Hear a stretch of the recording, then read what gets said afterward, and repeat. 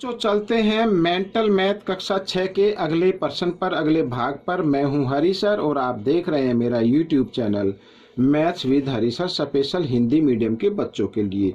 यहाँ पर जो आप अपनी स्क्रीन पर देख रहे हैं मेंटल मैथ कक्षा 6 बच्चों, ये जो आपके पिछले साल आपकी जो क्विज हुई थी मेंटल मैथ की जोनल लेवल पर, उसके कुछ क्वेश्चन पेपर मैं लेकर आया हूं ताकि आप सभी बच्चों को पता चल सके कि किस तरीके से प्रश्न इसमें पूछे जाते हैं। आइए करना शुरू करते हैं।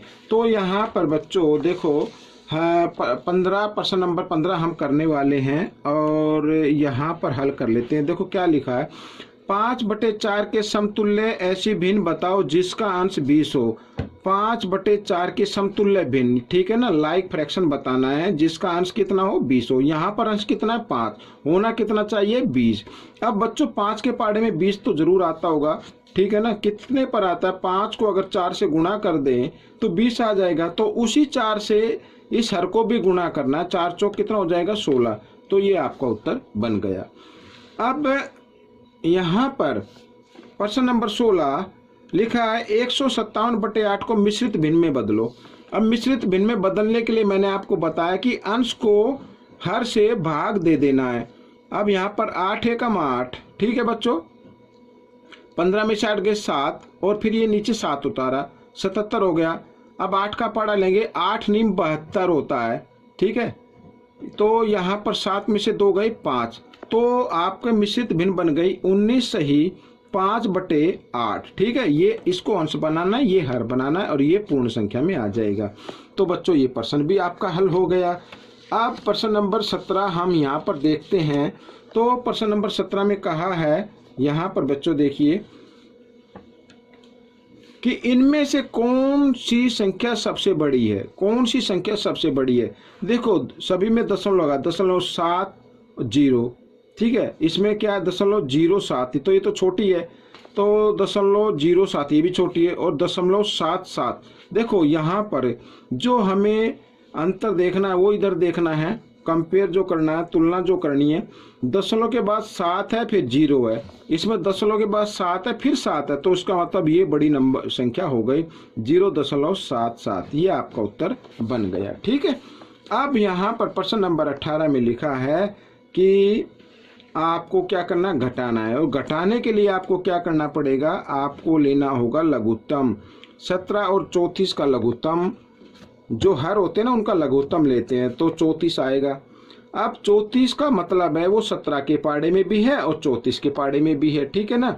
तो इस 34 को 17 से भाग करो, 17 का पहाड़ा किस पे जाएगा 2 पे जाएगा। उस 2 से 10 को गुणा कर दो, 2 दाई 20 और घटा। अब क्योंकि ये भी हर 34 है और लघुत्तम भी 34 है, तो इसको हम यूं क्यों लिखेंगे 21, ठीक है। अब यहाँ पर ये घटा ये जमा, घटा जमा घटा, तो घटा 1 आ गया। 21 में से 20 घटाएंगे तो 1 आएगा ना, लेकिन घटा का आएगा यहाँ पर, ये आपका उत्तर बन गया, ठीक है। अब प्रश्न नंबर 19 देख लीजिए। यहाँ पर हल लिखा ए बी है 2 सेंटीमीटर, ये 2 सेंटीमीटर है, और सी डी है 3 सेंटीमीटर, ठीक है। तो यहाँ पर हमें इनका माप बताना है, 3 गुणा सी डी लिखा ना, सी डी की जगह सी डी की माप लिखो 3 घटा ए बी की जगह ए बी की माप लिख दो, ठीक है। इस तरीके से मैं एक बार यहाँ पर लिख लेता हूँ जिसकी हमें माप बतानी है या मान ज्ञात करना है, ठीक है। इस तरीके से, तो सॉरी ए बी की जगह क्या लिखना है, यहाँ पर लिखा ना ए बी की जगह हमें लिखना है, ए बी लिख दिया मैंने, 2 लिखना है कि 3 तिया 9 घटा 2 और 9 में से 2 गए 7, तो 7 सेंटीमीटर ये आपका उत्तर बन गया। अब देखो प्रश्न नंबर 20, यहाँ पर इस भाग का आखिरी प्रश्न। आकृति में एक जीवा का नाम बताओ जो व्यास भी हो। अब जीवा उसे कहते हैं जो वृत्त को दो भागों में प्रतिच्छेद करे या मिले। जैसे ये हो गई, ये एक जीवा हो गई, है ना, ये तो एक ही तरफ कर रही है जीवा और यहाँ तक आ रही है, अगर यहाँ तक जाती तो जीवा हो जाती। तो एक जीवा ये हो गई सी डी, जो ये जीवा भी है और व्यास भी है। और एक चीज और याद रखना, जो वृत्त का व्यास होता है वो सबसे बड़ी जीवा होती है, ठीक है। तो इस जीवा का नाम क्या है बच्चों, जीवा का नाम है सी डी। ठीक है, तो ये आपका उत्तर बन गया। तो बच्चों ये भाग भी आपका हल हो गया है। आपको ये भाग कैसा लगा मुझे जरूर बताएं और इसमें से सीखकर दूसरों को जरूर सिखाएं। मिलते हैं अगले भाग में, तब तक के लिए धन्यवाद।